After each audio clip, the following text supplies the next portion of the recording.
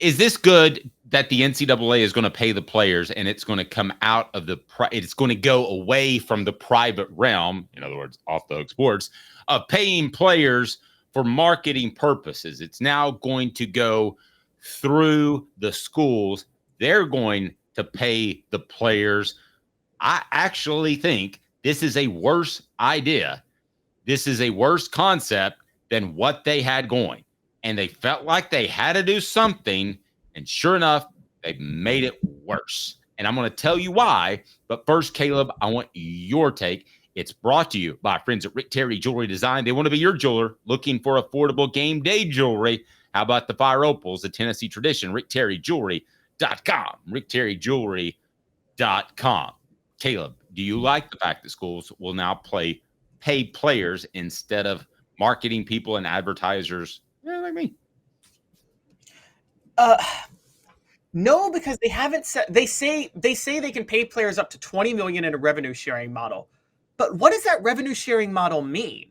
Does that mean all the SEC schools are going to generate whatever revenue they generate? The money they can pay players goes into a pot and it's split evenly among all the schools, and they can pay them $20 million.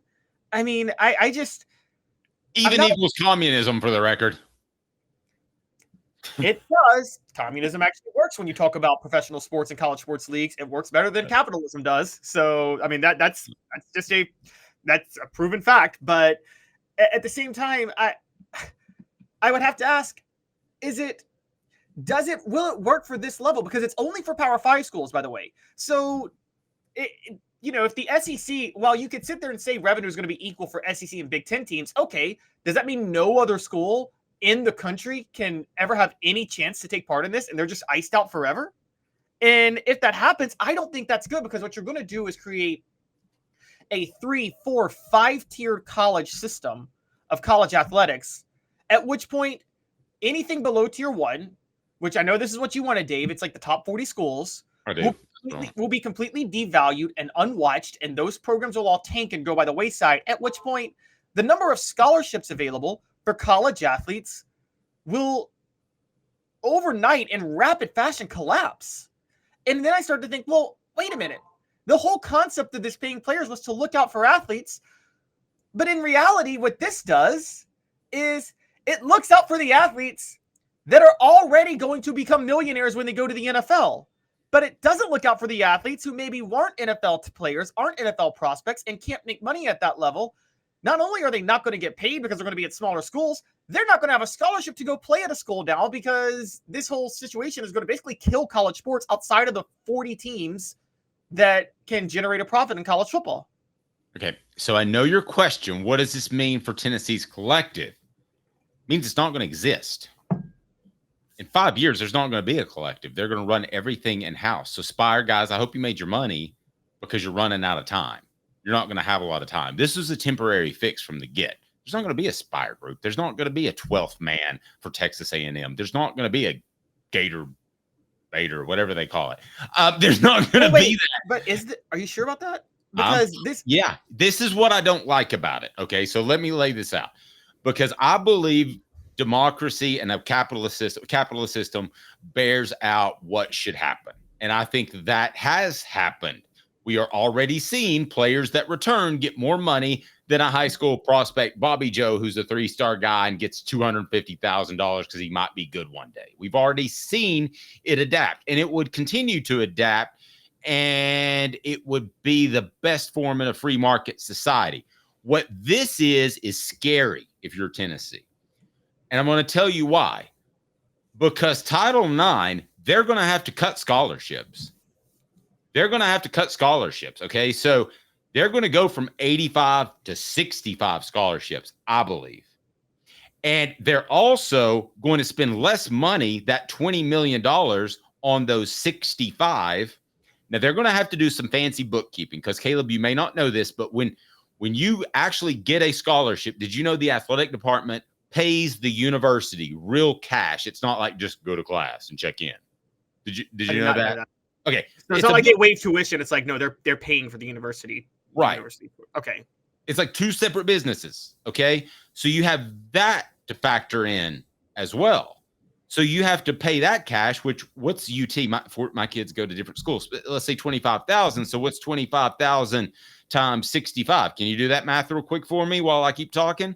So 25,000 times 65 is going to end up being, Caleb. It's going to take a second. I can't do this in my head.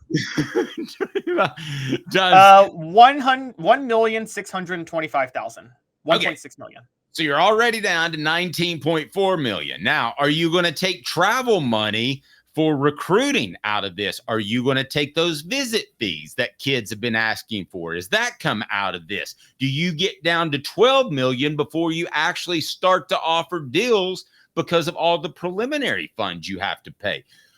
That is where I think if you wanted it, listen, I wanted it to stay like it was because I'd rather deal with the Spire Group or anybody else than the University of Tennessee when it comes to lining up Cooper Mays and Jacob Warren. Trust me, I have my history with the university. And I think most people would feel the same way. With all the bureaucracy and all that's happening, I will guarantee you that college football players will get less in the end because there will be a salary cap than they would have gotten otherwise. And that is the same exact stance of limiting pay for a young man 18 to 22, now 24 years old, that they've always had. It's wrong. It's un-American. Hit like if you agree with me. My son is 19. If somebody told him you can't make that because you haven't been in college 3 years, but he can do the same job as somebody else, you know what I would tell him, Caleb? It's time to give them the one finger salute and hit the door. So this is not helping the college athlete, period.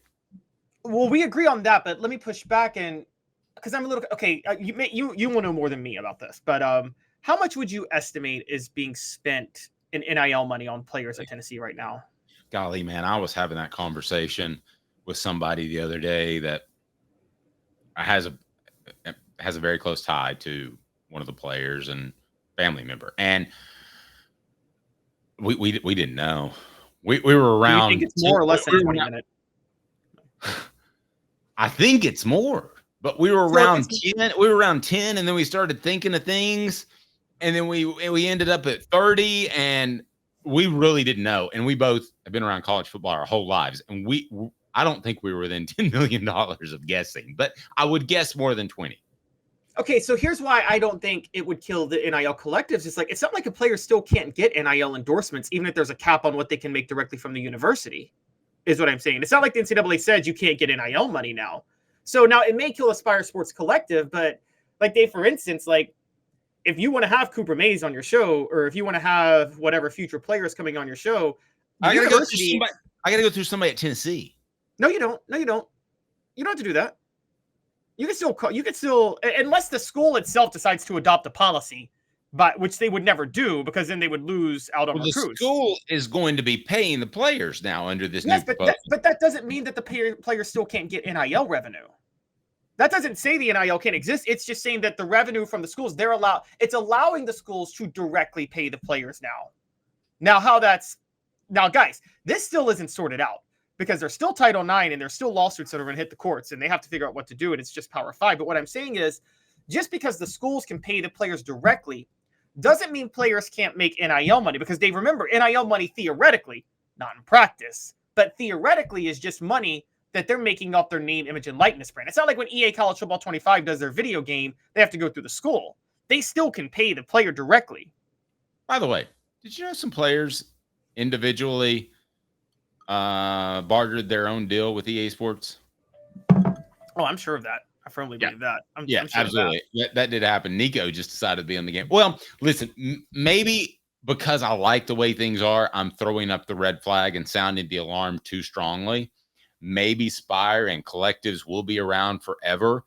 I hope so, because it makes Tennessee a better football program. It makes the SEC more fun to cover, and I like it just the way it is. So I could be overreacting, but Caleb, I don't think so. I think this at least, I want to know if you agree with this, somewhat levels the playing field with the Tennessees, who have a very strong collective that's organized, and everybody else who doesn't. I think it levels the playing field a little bit. And I think you're going to continue to see those steps. And here's the next step I believe you're going to see. This is what I was alluding to earlier. You're going to have to go through the university to get these marketing deals eventually. What does that mean? That means some associate AD's got his hand out. He doesn't know it because he gets a biweekly check. But the fact that he's there and he's making 6 digits and he has to manage all of these payments to players and all of these deals, he's going to get paid. So there's somebody else out there with their hand out. What does that mean, Caleb? Less money to the players.